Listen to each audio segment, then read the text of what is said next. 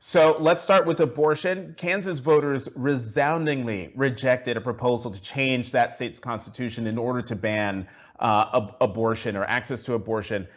Ahead of Tuesday's primary, you crossed the state line to urge Kansas residents to protect abortion rights. Why? Well, a few different reasons. First of all, I do think that access to reproductive justice is a core human rights issue. This is something where anyone who has an opportunity to make a difference, I think, should.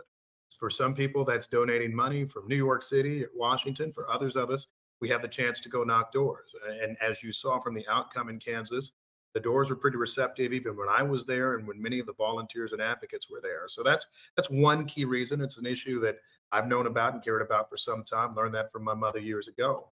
But then there's a second truly impactful point, which is that in Kansas City, because we're on the state line and because we have dealt with draconian laws that I think have led reproductive care to be in question for women in the state of Missouri for some years now, most abortion services that are provided in this region are provided in the Kansas City suburbs on the Kansas side of the line. Indeed, I think roughly almost half the abortions in the state of Kansas are from Missouri patients. And so a lot of that is in our area. So it mattered from a pragmatic healthcare standard. It also mattered, of course, from a human rights standard. And I think more importantly, it will long term matter for what we are showing to other states. I know Michigan has a referendum coming up. I hope my home state of Missouri does.